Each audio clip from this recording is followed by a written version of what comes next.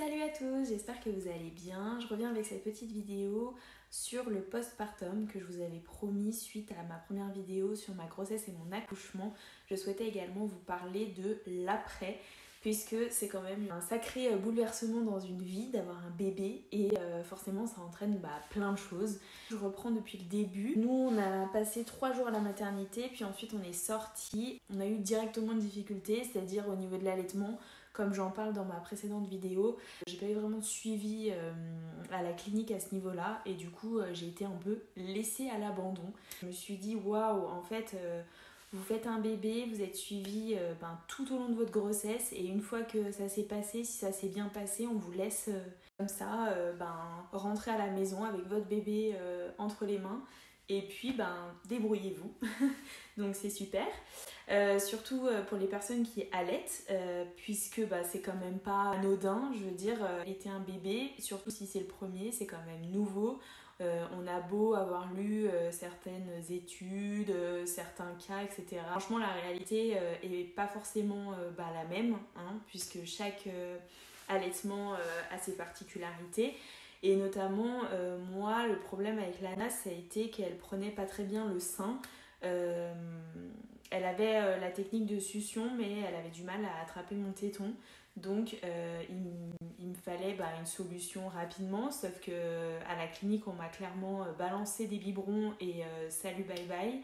Donc, j'ai pas trop apprécié. Et franchement, du coup, merci aux sages-femmes libérales qui viennent du coup le lendemain de notre arrivée à la maison et qui là du coup m'a permis de comprendre mon problème et de le résoudre en même pas une minute. Moi, il me fallait tout simplement un bout de sein pour que Lana puisse commencer à s'adapter, etc. À la tétée. C'est quand même pas grand chose, on aurait pu me le dire et puis on aurait également pu me dire qu'il fallait que je tire mon lait pour pas que je perde du coup dans ma lactation, enfin bref. Ça c'est un autre débat, mais pour vous dire que j'ai bien galéré et que s'il y en a parmi vous qui souhaitent allaiter, sachez que le début est difficile, voilà. Peut-être pas pour tout le monde, mais préparez-vous psychologiquement à résister malgré tout. Moi j'ai pas eu d'engorgement, j'ai pas eu de crevasse, j'ai rien eu de tout ça, donc merci. Mais la difficulté ça a été de persévérer malgré tout. Voilà, donc ça a été vraiment la première difficulté postpartum et du coup ça a enchaîné sur un waouh, on nous laisse toute seule à la maison et on n'a plus d'aide de quoi que ce soit. Donc on ne sait pas comment on donne les tétés, on ne sait pas si on les donne comme il faut. Plein de questionnements qui je trouve sont compliqués à avoir en tant que jeune maman puisque c'est tout nouveau, il y a tellement de choses à penser que c'est compliqué. Et moi du coup je me suis tournée vers une application mobile, je me suis dit comme ça je vais tout enregistrer et j'arriverai un peu à me faire un schéma de comment Lana évolue, etc. en fonction des tétés, des couches, enfin bref, tout ce qu'il y a à penser, le sommeil aussi également. Ça s'appelle Carnet de bébé sur Apple Store, c'est une application qui est très très bien faite et que j'ai utilisée les 2 premiers mois pour tout vous dire. Après, une fois qu'elle avait un rythme assez régulier, je l'ai stoppée puisque c'est vrai qu'après on devient vraiment dépendant de ce genre d'application et c'est dommage. Donc voilà, j'ai préféré l'arrêter. Mais au début, franchement, c'est hyper bien. Comme ça, vous vous rendez compte si elle commence à prendre un rythme, plein de choses. Et je trouve ça vraiment très très intéressant. Donc je vous mettrai le lien en barre d'infos. Nous, avec Thomas, on a tout fait très naturellement. On n'a pas du tout stressé. Franchement, c'est quelque chose qui est inné de toute façon. On est fait pour ça, nous, les mamans déjà. Et puis Thomas, je trouve qu'il joue quand même son rôle de papa très bien puisqu'il m'a beaucoup aidée et encore une fois, force à vous les familles monoparentales parce que ce qu'on disait avec Thomas l'autre jour, avoir un bébé seul, c'est vraiment pas simple. J'avoue que moi j'étais bien contente que Thomas s'occupe de la maison pendant que je m'occupais de Lana et vice versa. À deux, c'est vrai que c'est beaucoup plus facile je pense. Après, des papas qui sont un peu moins présents, moi c'est pas le cas de Thomas et franchement je l'en remercie encore aujourd'hui puisque c'est vraiment grâce à lui que j'ai pas eu de baby blues je pense. On a eu les 10 jours de congé paternité, Thomas a repris le boulot assez rapidement donc ça c'est vrai que ça fout un coup au moral, il faut le dire. Mais je pensais vraiment que ça allait être pire. Le premier jour seule avec Lana, je me suis sentie plutôt bien au final. J'étais avec ma fille tranquillement chez moi et puis voilà, on a avancé à son rythme.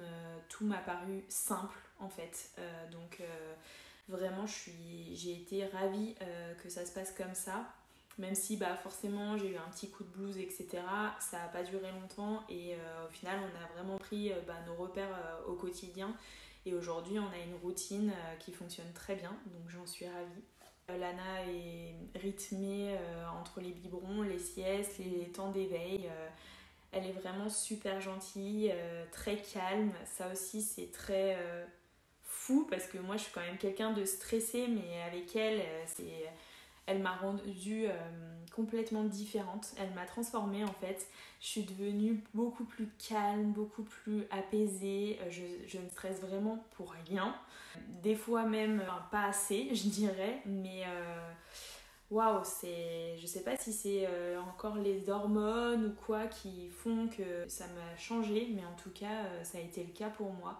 Ça m'a rendue beaucoup plus calme et posée. Ensuite, il y a toutes les premières fois, comme les premiers vaccins, sortir seul, faire les courses, tout ça, c'est des choses qu'on appréhende un peu, mais franchement, ça se fait. De toute façon, entre guillemets, on n'a pas le choix. Mais tout se passe très bien. Lana est un bébé, mais vraiment super. C'est vraiment dingue. Elle fait ses nuits depuis qu'elle a 2 mois, donc depuis qu'on a arrêté l'allaitement, en fait. Donc elle dort 8 heures, après elle prend un petit biberon et elle redort 3 heures. Donc globalement elle dort 11 heures par nuit, donc c'est assez énorme. Et puis bien entendu elle fait des siestes, ce qui me permet, comme vous pouvez le voir, de filmer des vidéos comme celle-ci et puis de vous parler davantage sur les réseaux sociaux également. Donc j'en suis ravie. Après, heureusement, bien sûr, que je suis entourée de ma famille et de la famille de Thomas, puisque il y a certaines premières fois qu'on a un peu peur. Notamment, moi, ça a été de prendre la voiture et d'amener Lana chez le pédiatre pour son rendez-vous des 15 jours, par exemple. Donc, j'ai fait appel à ma maman pour qu'elle puisse m'aider à franchir le cap. C'était important pour moi de le faire avec elle. Déjà, parce que c'est une maman aussi, donc elle sait très bien comment ça se passe. Et puis parce que ça m'a rassurée, prendre le volant seule avec son bébé la première fois, c'est pas évident. Donc moi j'ai aucun problème à demander de l'aide, donc je l'ai appelée et bien sûr comme d'habitude elle a répondu présente. Concernant le postpartum, franchement pour moi ça s'est très bien passé, j'ai pas eu vraiment de coup de blues. C'est plutôt aujourd'hui la reprise du travail qui arrive très rapidement puisque je reprends début juin et du coup je reprends à mi-temps là jusqu'à septembre, donc la séparation se fait progressivement quand même. Mais voilà, c'est difficile, même si je suis beaucoup plus rassurée de la donner à sa nounou à 4 mois et non à 2 et demi. C'est tellement petit.